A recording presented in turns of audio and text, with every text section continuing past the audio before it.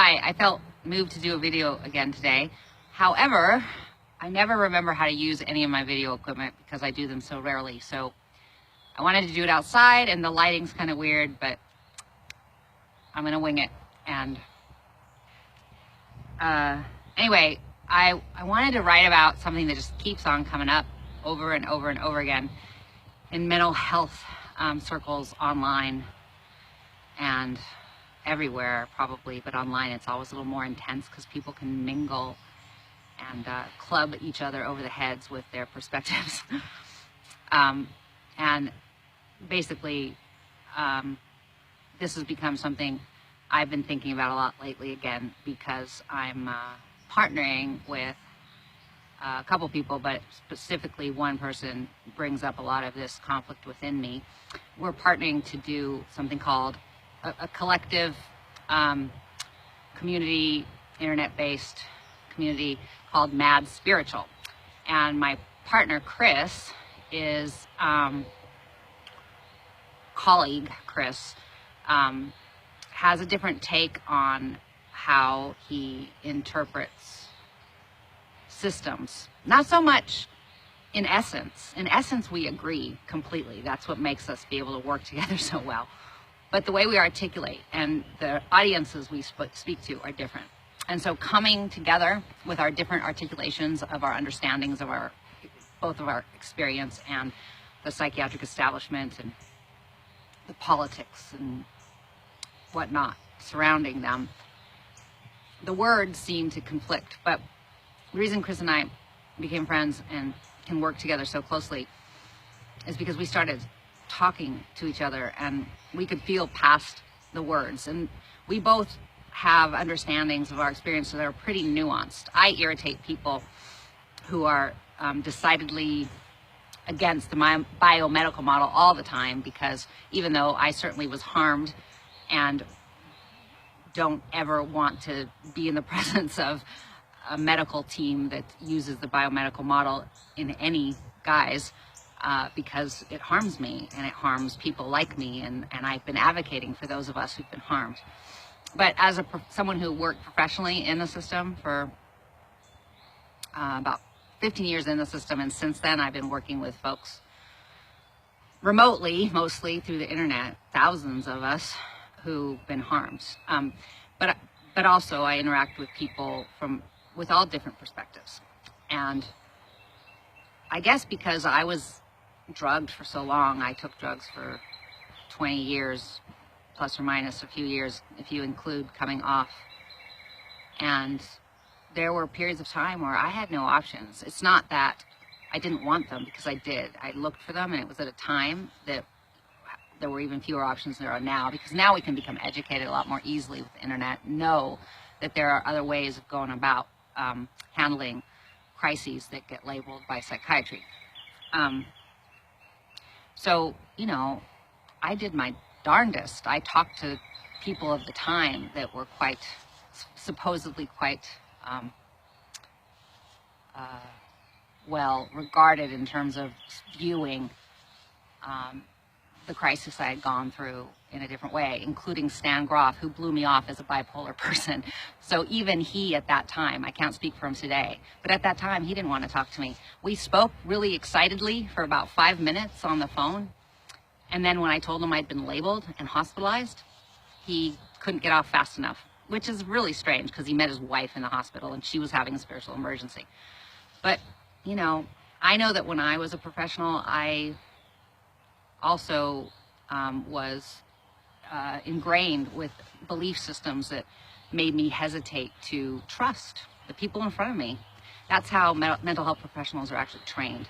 And because there's no infrastructure of care when someone's in crisis to support really difficult problems, I think people just don't want to get into it. They are afraid of it. And that continues to be the case. So I tried and I was rejected, or simply people didn't even understand what I was looking for. So at that juncture, I didn't have any options. I couldn't safely come off drugs at that point. I didn't have enough of an understanding of my own needs, my own psyche, what was involved. There was nobody coming off of drugs. There was no internet to communicate, and I had no support. So I took drugs because I had to. I had no choice. I was actually threatened to go in to the state mental hospital. So I took drugs, and I worked in the system as a social worker, watching others like me being drugged. So I learned a lot. I learned a whole lot. And I learned that drugs hurt a lot of people. And I learned that some people feel quite grateful to have them as the only support that makes sense in their lives at that time. And I've learned to also trust that everybody's path is legitimate. And we may not agree with it in terms of the interpretation of what someone is experiencing, but we can't, not with any justification, argue with someone's experience and how they need to handle it. And if we do that, we're being hypocrites, because we're asking people to believe us when they don't believe that drugs have harmed us. So when people experience it differently and it saves them, it helps them get out of a bad circumstance, or it allows them to take care of their children when there's no other supports to help them in other ways. We don't have the village supporting us.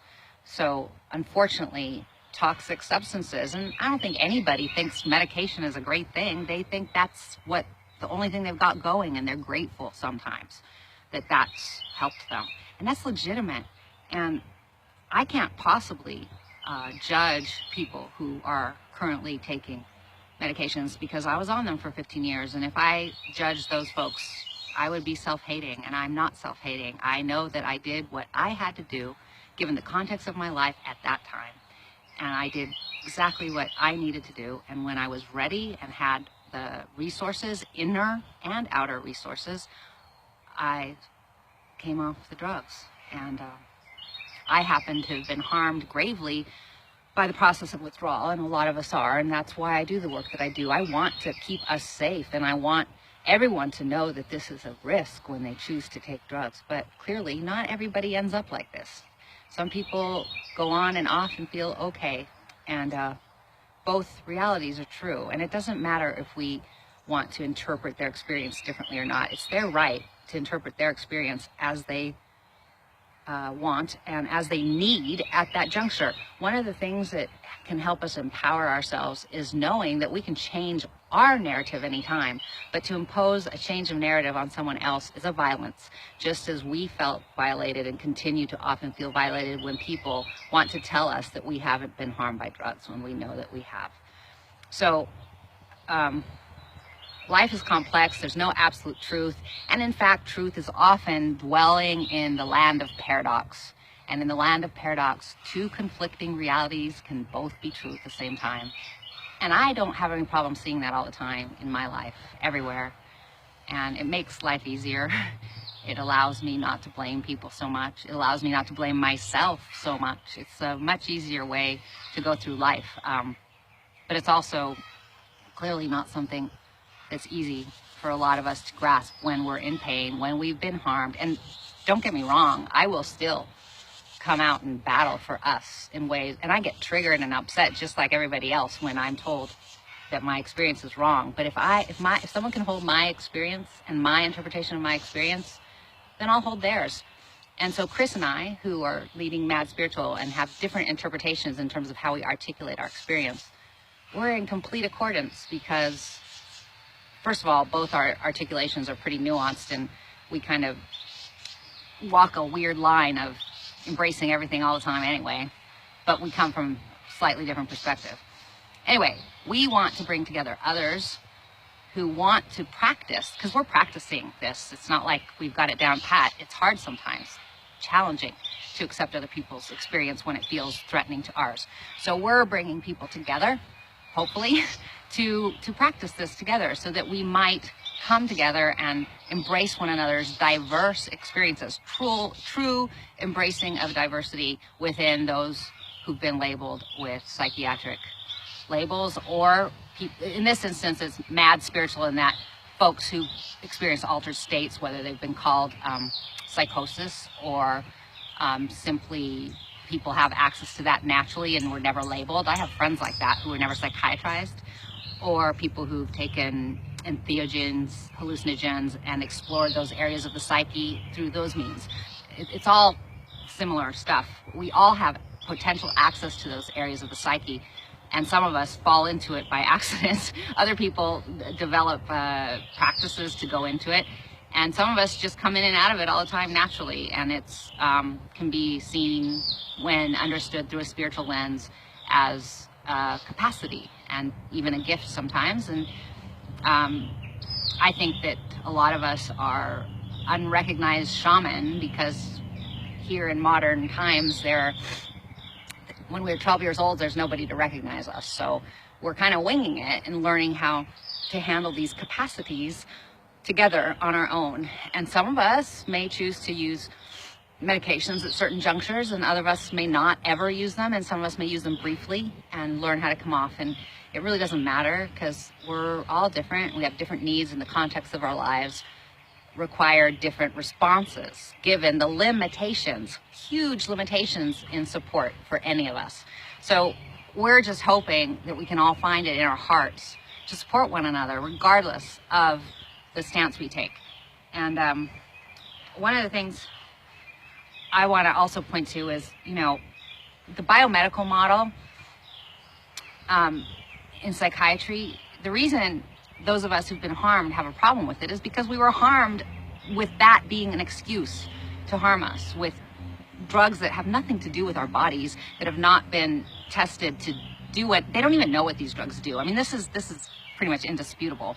They make us feel different. They sometimes feel supportive to some people. That's okay, but we don't know what they're doing, and they certainly harm a lot of us, whether or not they harm others.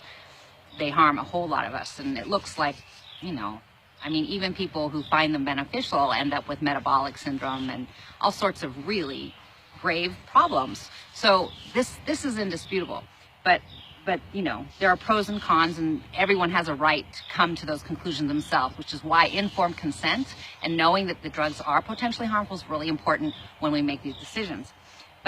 And then there's the people who are against the biomedical model often want to throw out the biological, which I find to be kind of ridiculous. It's really clear to me that my body is part of my body, mind, spirit, holistic thing. And that's why, I call my site now Everything Matters, because the biological, the physical, our DNA, and everything about our bodies is just as important as everything else. The psychological is inseparable from the physical, and the physical is inseparable from the psychological. There's no separation. What's wrong is when something like psychiatry picks on just the biological. That is misguided and potentially dangerous given the tools that they're using. So I'm just talking about, let's get bigger rather than smaller, and because the emotional, the physical, the mental, the spiritual, social, political, ecological, financial, for that matter, everything about our external realities and our bodies go into what we are psychologically. So you can't tease out any of it. In some people's lives, one or more aspects are more important than the others. It's all, I think of it as a kaleidoscopic thing. All these factors kaleidoscopically create who we are at any given time. So we also change. What is appropriate today may not be appropriate tomorrow for the same person. So life is dynamic and fluid, and when we can come to our own lives this way, then we can see other people's lives that way too, and see that we're all on trajectories that are infinitely unique. So judging someone else's trajectory at the moment that we meet them doesn't make much sense without context, without understanding how they got there. And I've come to believe and practice, again, because there's times when it's very challenging, that every human being within the context of their lives is an expert of something, because we're all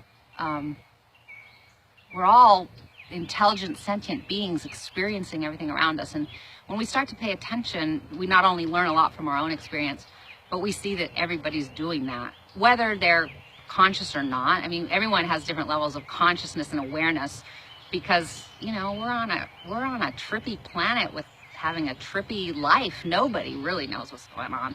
So again, all the more reason for me, you know, just really hold everyone with as much tenderness as possible. We're all going, what the heck is going on here? I don't know what's going on. And if you do, I don't know. I haven't met anyone who really knows what's going on. There's people who think they know what's going on. Those people tend to be dangerous sometimes if they impose what they think is going on others. So again, I just want to hold everybody's unique experiences and continue to practice recognizing the expert in every human being without it being a conflict.